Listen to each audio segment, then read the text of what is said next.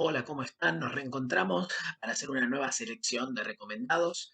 Nuevamente vamos a eh, ir a la literatura y a manera de continuación de el- la selección o top de 10 novelas para entender la historia, ahora vamos a hacer otra selección de 10 novelas para entender la historia, pero novelas para entender la historia argentina, es decir, 10 novelas para comprender mejor la historia argentina o introducirse en ella desde, desde otra perspectiva, desde otro tipo de registro, como puede ser de la literatura.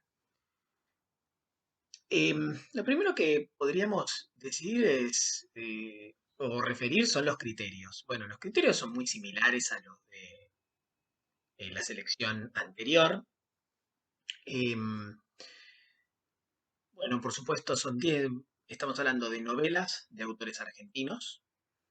Eh, Son novelas a través de las cuales yo entiendo que uno puede comprender mejor ciertos momentos de la historia o, si no, ciertos conflictos de la historia argentina. Hay como una forma de interpretar la historia argentina como una especie de eterno retorno. Hay una como muchas veces, incluso en los mismos historiadores profesionales, hay una tendencia a ver la historia argentina como con una dinámica cíclica que se repite una y otra vez. Entonces, claro, eh, aparece una especie de obsesión por eh, este devenir constante o este eterno retorno y por lo tanto una obsesión por dar con la contradicción, o sea, con la clave para entender eso. O sea, ¿cuál es la contradicción fundamental de la sociedad argentina que se repite siempre? Suele suceder y esto de alguna manera se refleja en la literatura. Ustedes me parece que lo van a ver en las distintas sinopsis que vamos a hacer de las novelas. Eh, los recursos son diversos. Se suele apelar. Hay como dos grandes recursos con algunas excepciones muy honorables, pero los recursos más frecuentes es apelar a algún tipo de historia familiar, ya sea relatada en primera persona o en tercera persona, pero la historia argentina a través de el decurso de una familia. Familia representativa de una clase, eso es como un elemento común. Y el otro elemento o el otro recurso es apelar a un personaje protagónico de la historia política del país y tratar de contar la historia a través de él, a través de lo que le sucedió, utilizando su figura, su vida o su final como una especie como una metáfora del proceso histórico nacional. Esas son como las dos grandes variables por las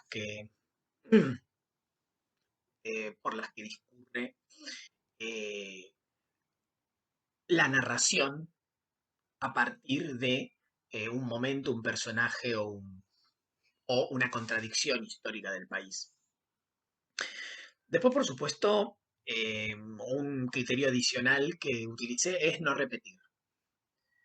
O sea, traté de porque hay autores, como por ejemplo, que están, bueno, uno de los cuales, o un par de los cuales están incluidos en esta selección, como por ejemplo Andrés Rivera, que dedicó, digamos, cuyas novelas tienen una fuerte recurrencia a eh, procesos históricos, conflictos políticos y sociales particulares. Es una literatura muy política, eh, a veces de manera más explícita, a veces de manera más implícita, pero siempre fue, la referencia al contexto siempre fue clave en Rivera. eh, pero bueno, tampoco voy a, tampoco voy a agotar esta selección en novelas de Andrés Rivera. Podríamos poner fácilmente 5 novelas de Andrés Rivera en esta selección, pero la idea es que haya cierta diversidad. Por lo cual decidí que y no repetir autores, una novela por autor. Desde ya, como siempre, esta selección tiene que, digamos, se basa en lo que yo leí y en, por supuesto, mi opinión, de la que me hago totalmente responsable. Hay casos en los que yo sé que hay novelas de algunos autores que pueden haber sido más representativas. Es el caso, por ejemplo, de David Viñas. Algunos dicen que Dios cotidiano o Dar la cara serían mucho más representativas de lo que yo estoy tratando de transmitir en esta selección, pero son novelas que yo no leí, con lo cual recurrí a otra, que me parece igual muy importante por otros motivos o por el tipo de historia que relata o el sujeto que elige. Em, Dicho esto, pasemos a la selección propiamente dicha. La primera novela de esta selección de 10, repito, es Historia del dinero de Alan Pauls. Esta es una novela que forma parte de una trilogía, digamos, es la historia del pelo, la historia del llanto y la historia del dinero. A mí la historia del dinero es la que más me gustó. Em, y la historia del dinero es el relato en primera persona de, digamos, de un chico que, bueno, de un chico, de un señor, de un muchacho que, eh, digamos, cuenta la historia de su familia, cuenta la historia de su familia a través de el significado que en su familia y en sus recuerdos tiene el dinero.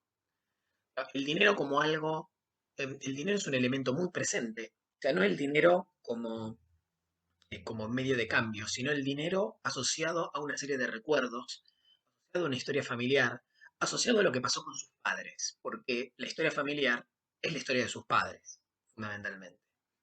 Pero uno lo que puede ver en la novela de Pauls es cómo el dinero, además de lo que el dinero representa para él y para su historia familiar, uno puede ver también lo que el dinero significó, sobre todo para la clase media alta.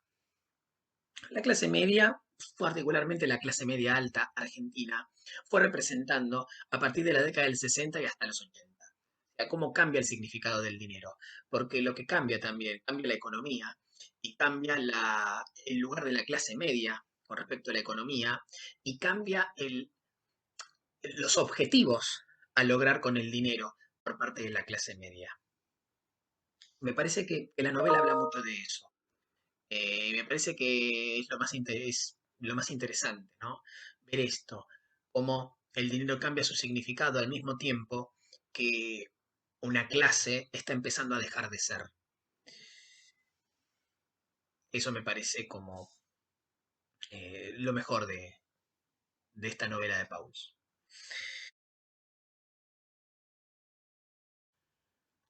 Siguiente caso. En otro orden de cosas, de Rodolfo Enrique Fowell. Me debatía entre esta novela y Vivir afuera, pero decidí, y Los Pichiciegos, pero decidí elegir esta. Quizás porque porque es menos conocida en comparación con las otras dos, que han sido mucho más citadas. En otro orden de cosas, bueno, a diferencia de de las dos grandes estrategias que tracé, que utilizan los distintos autores para dar cuenta del contexto, o de la etapa de la que quieren hablar, Fowell, Fowell lo que elige es como la historia de la quiebra de la voluntad de una persona. O sea, un militante revolucionario de principios de los 70 que frente a el ascenso de la represión decide alejarse de todo, o sea, se quiebra, o sea, es un militante que se quiebra, y poco a poco se va introduciendo en lo que es el nuevo mundo de los negocios, que emerge en el cambio de década. Ese nuevo mundo de los negocios que surgen con la política económica de Martínez de Oz y la introducción del modelo neoliberal en Argentina. Se mete a trabajar en una empresa, que es una de estas empresas que comienzan a aflorar a fines de los 70 y durante los 80, que son las famosas empresas que uno no termina de saber bien a qué se dedican, qué hacen, y que traen como un nuevo modelo de negocios. Y el protagonista, digamos, el protagonista es un superviviente que sobrevive muy bien, que logra tener un gran manejo en este nuevo mundo de los negocios, pero que pero que no se la cree en ningún momento, o no se cree lo que está sucediendo, y lo vive con cinismo, y ese cinismo es la clave de su éxito en la empresa. Me parece que habla muy bien habla de una manera muy sutil, muy, pero mu- muy difícil de lograr, digamos, una sutileza muy difícil de lograr, logra hablar de un cambio de época, o sea, sin dar golpes bajos, sin recurrir eh, a digamos, construcciones espectaculares, a grandes símbolos. No, no, no. Él simplemente a través de un quebrado explica cómo casi subterráneamente fue cambiando una sociedad. O sea, a partir de una derrota y de una decepción y del fin de una voluntad colectiva determinada, cómo comienza a emerger un nuevo sistema, cómo el sistema se alimenta de eso, ¿no? Se alimenta de esas voluntades quebradas. Parece un gran logro de Fowell que en ese sentido era brillante a la hora de pensar críticamente nuestra sociedad. Es tan excéntrico como brillante. Siguiente novela. La novela de Perón, de Tomás Eloy Martínez. Prácticamente un bestseller, a diferencia de las otras novelas que hemos visto hasta ahora y muchas de las que vamos a ver en adelante. La novela de Perón es como bastante explícita y en ese sentido también es un relato relativamente simple. Eh, es el retorno de Perón, digamos, es simplemente el retorno de Perón, pero sobre todo lo que rodeó al retorno de Perón. Todas las expectativas puestas en el retorno de Perón, pero también la agudización de los conflictos existentes en Argentina alrededor del peronismo y alrededor de las esperanzas que daba Perón, interpretadas de distinta manera según estuvieras a la izquierda o a la derecha, pero que me parece que lo más interesante de la novela es el trasfondo decadente. Era un Perón en sus últimos momentos, digamos, es la historia argentina y la tremenda expectativa generada alrededor de una figura que estaba en su ocaso. De hecho, bueno, Perón iba a morir mm, menos antes de cumplir el primer año de gobierno. Una vez electo, Perón iba a morir y eso iba a iniciar también la decadencia absoluta de ese gobierno peronista, de ese proyecto y de todas esas esperanzas. Em, es el momento, o sea, es el momento de la eclosión de las contradicciones del peronismo, ¿no? Pero también es un momento en que se juegan muchas cosas en nuestra nación, pero la figura alrededor de la cual se juegan esas cosas es una figura que está en sus últimos momentos y que ya no está, digamos, o está fuera de tiempo para poder lidiar con eso. Tampoco le queda tiempo. No habrá más penas ni olvido de Osvaldo Soriano, una novela corta, eh, ágil, fácil de leer. Se hizo una película con ella, una película en los años 80 también, muy buena para ver, con un gran elenco. Eh, la novela de Perón también es bastante explícita. Perdón, no habrá más penas ni olvido. Es en buena parte tan explícita como la novela de Perón, aunque la premisa es más simpática. Es, bueno, las tremendas contradicciones entre la izquierda y la derecha peronista en la década del 70 y los niveles de violencia que ese enfrentamiento político llegó a alcanzar, pero vistos a nivel micro, esto es, en una pequeña comunidad insignificante del interior de la provincia de Buenos Aires, eh, Colonia Vela, como pueblo inventado en el cual Soriano va a situar varias de sus novelas. Eh, y por supuesto, dada digamos, la asimetría entre la magnitud del enfrentamiento político en cuestión y lo pequeño de la localidad, eh, nos muestra esa violencia política como un grotesco, ¿no? En todo su exceso, en toda su desmesura. Y bueno, también de alguna manera hay una sensación de que en ese enfrentamiento todos perdieron. típico del espíritu de los 80. Más allá de que Soriano no era, digamos, Soriano más ligado a una, a una izquierda nacional popular, eh, no suscribía completamente a esta perspectiva, pero podría decirse que había un pesimismo en Soriano muy ligado a el impacto psicológico y simbólico que tuvo la derrota de los 70. Eso es ineludible, aunque vos no participes de eso, es muy difícil no volcarlo en tu producción. Sobre todo cuando vos proyectás que es muy difícil que vos en vida vuelvas a ver algo como lo que viviste. Digamos, Soriano ya era un tipo relativamente mayor y, digamos, en la década del 80 ya todo lo que eran las expectativas revolucionarias habían sido totalmente abandonadas. Nadie veía en lo inmediato que pudiera volver a surgir un tipo de movilización semejante o parecida. Bien, siguiente novela. Hombres de a caballo, de David Viñas. Como dije, hay novelas que quizás sean mejores, pero la cuestión es que yo no las leí, así que esta que sí la leí es la que elijo entre las que eh, tengo la suerte de tener de Viñas.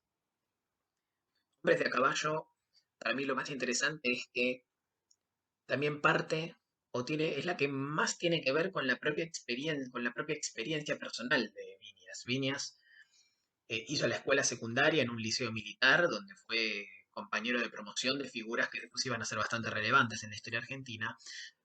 O sea que el, el pequeño mundo, el micromundo de los militares, la camaradería militar, los códigos fuertemente masculinos, eh, así como las represiones y las obligaciones que se imponen a sí mismos en su formación, los militares, él las conoce bastante de cerca. Entonces lo que acá vemos es un poco, es un poco, no es la historia argentina, pero sí es la historia de la forma de pensar de los militares argentinos, a través de una familia, digamos, una estirpe de militares, o sea, una dinastía de militares, ligados además a una de las armas, o uno de los eh, es una de las ramas, digamos, del ejército más tradicionales, como era o más aristocráticas, o pretendidamente aristocráticas, como era la caballería, eh, a la cual iban a pertenecer figuras centrales en la dictadura de los años 60 argentina, Onganía, Lanusse, todos pertenecientes a la caballería. Y es una investigación sobre, bueno, los fundamentos políticos, morales, los cambios que se dan en el tiempo en los militares y por lo tanto en las Fuerzas Armadas como institución. Cómo va cambiando la visión de su rol, cómo va cambiando su apreciación de la política nacional e internacional. Pero todo esto siempre fuertemente en relación con lo que pasa en su vida privada. ¿Qué relación tiene esto con su vida privada? ¿Cómo repercute en su vida privada? Tener que mantener un código de conducta, un tipo de conciencia. Y, y cómo obligarse, qué impacto tiene obligarse a ser un modelo político y moral para la sociedad, que era como los militares se veían en ese tiempo, la famosa reserva moral de la patria. Los resultados de esas presiones, cómo sienten esas presiones y qué los lleva a hacer, los lleva a hacer esas presiones. Bien, siguiente y siguiente novela, Respiración Artificial,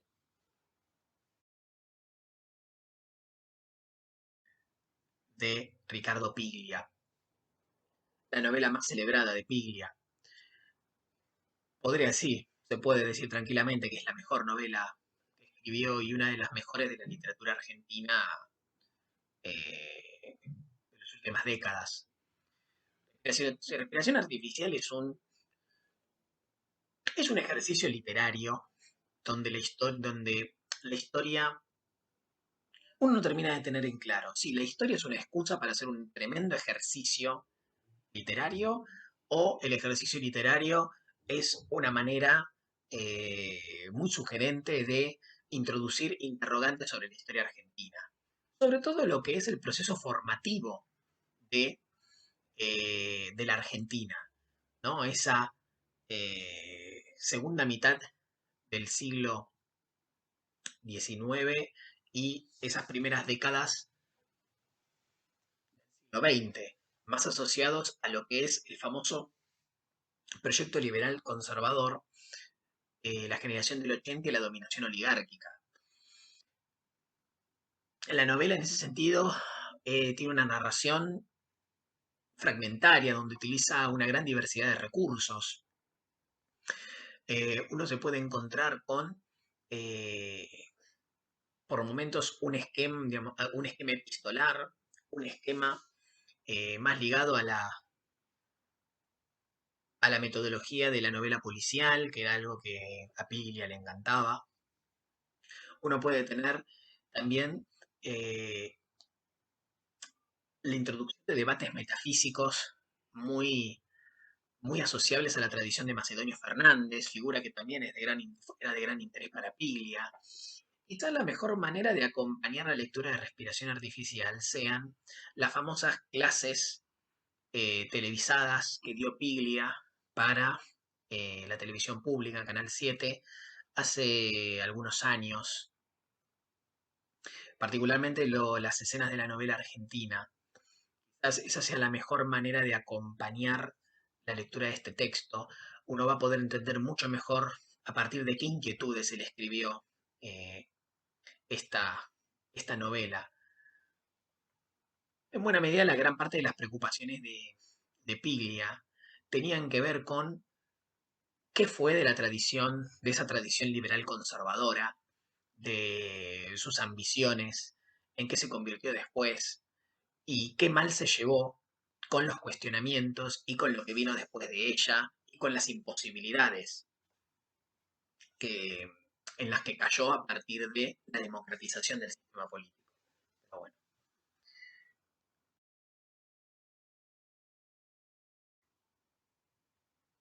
sobre héroes y tumbas de Ernesto Sábato. Sábato es una figura muy polémica, muy jodida, muy jodida.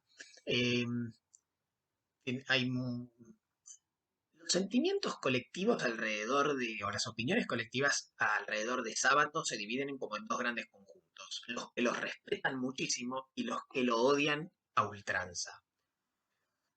Lo que no sé si en el caso de Sábato existe es el amor entre, porque bueno, él mismo no era una persona que se hiciera querer o que mostrara algún tipo de interés en el afecto del pueblo. Y me parece que le daba una gran importancia al respeto, sobre todo en la década del 80, cuando la nueva democracia, y empezando por el gobierno radical de Alfonsín, decide convertir a Sábato en el escritor nacional y en un referente moral para los argentinos. Cosa que iba a ser muy revisada y cuestionada en la década del 90 por muchos críticos literarios y sociólogos. Y con razón, porque Sábato no era lo que se terminó construyendo alrededor de su figura, consolidándose esto en los 90. Pero bueno, Sobre Héroes y Tumbas es una gran novela. Eh, eh, los críticos y especialistas odian a Sábato, entienden que su estilo tiene una serie de obsesiones y de reincidencias en cuestión, golpes bajos, situaciones de muy mal gusto y, y un tipo de narración muy retorcida. Eso es indudablemente cierto, pero me parece que, bueno, en algunas novelas lo ambicioso de la construcción logra superar esos defectos. Me parece que en el caso de Sobre Héroes y Tumbas es así. Sobre Héroes y Tumbas básicamente trata de recorre la historia argentina o mejor dicho, es un recorrido por las antinomias de la historia política argentina a través de el largo proceso de decadencia de una familia tradicional aristocrática. Em, una, una decadencia que también se, se conduce o termina siendo conducida por la caída en la inmoralidad y la amoralidad. ¿Y por qué no la locura? Hay como una lectura en esa clave y es rodeado de elementos de contexto a través de los cuales lo que también Sábato está tratando de decir es que la misma sociedad argentina está permitiendo que sus contradicciones la terminen y su decadencia la terminen llevando a la locura.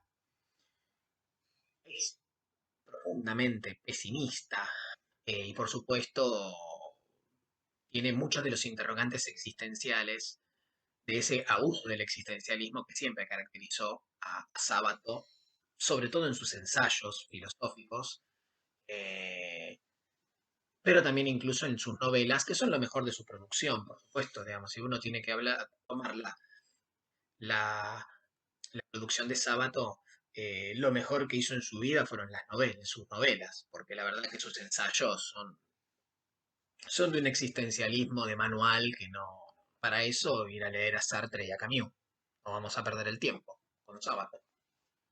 Pero sobre eso y tumbas es una novela muy recomendable, muy recomendable. Aunque participa de esta concepción cíclica de la historia argentina, esta es cíclica y decadentista. Bueno, una de las vacas sagradas de la literatura nacional y con razón, Operación Masacre de Rodolfo Walsh. Eh, una novela que, para hacer una denuncia, prácticamente inventó un género, cosa que solo un escritor de la humilde genialidad, sí, de la genial en su humildad, o sí, humilde genialidad de Walsh podía dar lugar, ¿no? Esta, esta combinación de crónica periodística, de crónica, investigación y, y policial, que él, esto como este juego de géneros con el que él trata de denunciar la brutalidad, ilegalidad y legitimidad de la represión de, el alzamiento de la insurrección peronista contra la dictadura autodenominada Revolución Libertadora en el año 56 y cuyo episodio más ignominioso fueron los fusilamientos de León Suárez, es, sin lugar a dudas, de las grandes, es una de las grandes innovaciones de la literatura nacional en el siglo XX. Bueno, ha sido muy elogiado Truman Capote por A Sangre Fría y justificadamente, pero prohibido olvidar que Operación Masacre es anterior a Sangre Fría. Había que recordarle a muchos críticos estadounidenses. Eh, Está bien, peguen un vistazo a Operación Masacre y díganme. Pero bueno, afortunadamente es un libro hoy de lectura prácticamente instalada la, en el currículum escolar de nivel medio y está bien que así sea. Siguiente. La revolución es un sueño eterno de Andrés Rivera. La revolución es un sueño eterno es un ajuste de cuentas con el sueño revolucionario de la década del 60 y del 70. Si bien elige una figura del siglo XIX y además de una coyuntura revolucionaria del siglo XIX, como es la Revolución de Mayo y la década revolucionaria de 1810 al 20, y la figura es Juan José Castelli, él elige a un Juan José Castelli en su lecho de muerte, recordando, en su lecho de muerte y caído en desgracia, y que recuerda esos momentos de esperanza esos momentos de expectativa, esos momentos de entusiasmo, esos momentos en que él fue el orador de la revolución, parte del ala radical de la revolución que finalmente sería derrotada, sería traicionada, derrotada, marginada y condenada por el devenir posterior del proceso revolucionario, independientemente de los objetivos, mejor dicho, de las posibles interpretaciones que se puedan hacer, de, bueno, de la fidelidad a la realidad, de este caso en particular, el objetivo de Rivera era, obviamente, hacer un balance sobre la revolución en nuestro tiempo, sobre todo la revolución en América Latina de la década del 60 y del 70. Algunos han dicho inclusive que Juan José Castelli en realidad es una reflexión sobre o la manera en que él construye el personaje de Castelli es en realidad una reflexión sobre la figura del Che Guevara, el final del Che Guevara y el final de la revolución en América Latina, en ese ciclo, eh, en ese ciclo de luchas o auge de masas de la década del 60 y del 70. Y por supuesto, la reflexión final. ¿Qué revolución compensará las penas de los hombres? Que es la pregunta de todo proceso revolucionario. Eh,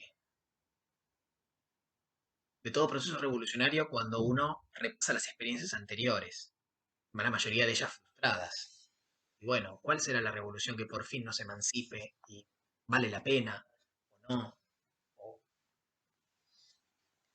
hay que lamentarse cuando uno dio todo y finalmente no funcionó, no sucedió, no se pudo? Son preguntas válidas. Me parece que la respuesta de Rivera era inequívoca, ¿no? Él siempre siguió creyendo.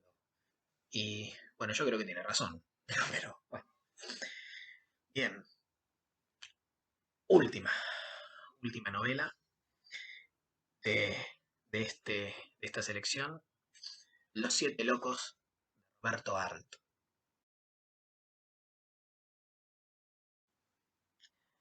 En realidad Los Siete Locos no es solamente Los Siete Locos, es un díptico. Son Los Siete Locos y los Lanzallamas, que es la segunda parte de Los Siete Locos.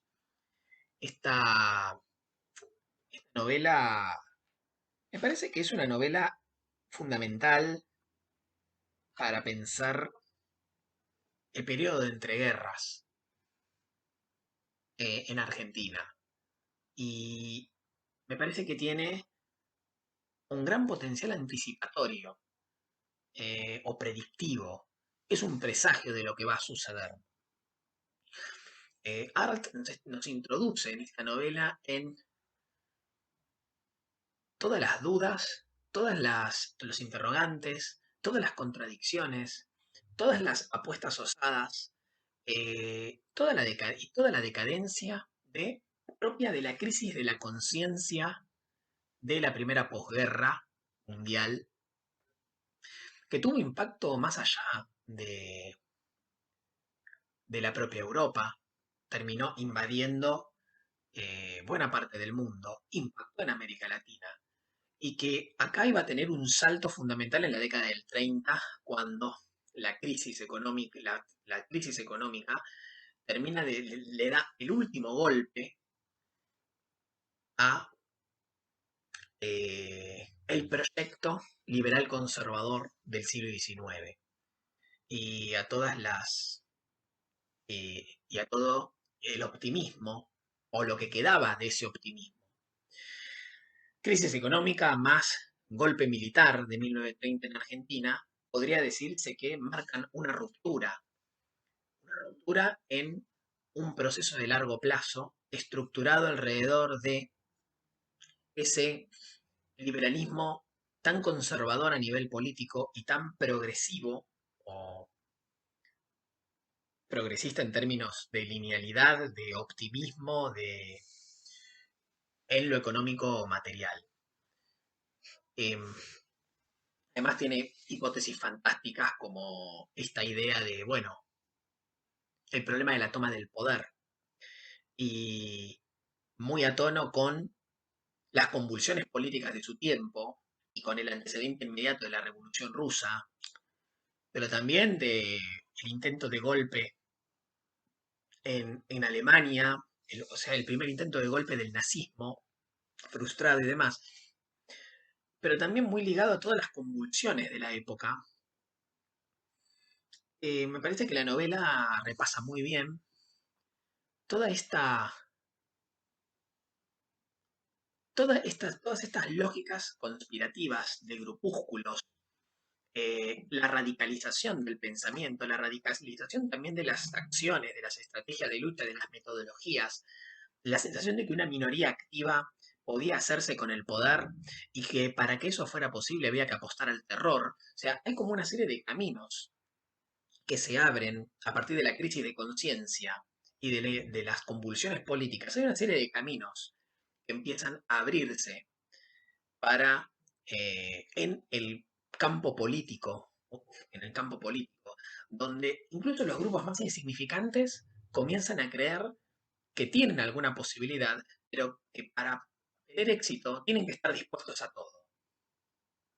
Y que eso también puede ser, para muchos, para los marginados, para los despreciados, puede ser el gran momento de la redención y de la revancha.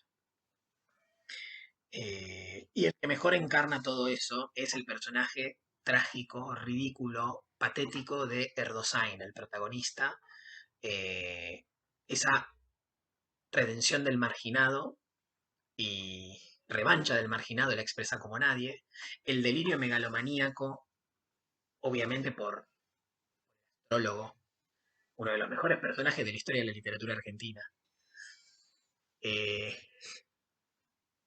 y la redención, porque es la revancha del marginal es Erdosain, la redención del lumpen es el rufián melancólico y el delirio de grandeza, la megalomanía y la política, el extremismo político sin límites es el astrólogo. Bueno, espero que se animen a estas novelas y las disfruten y vayan por más. Así que sin más que decir, me despido.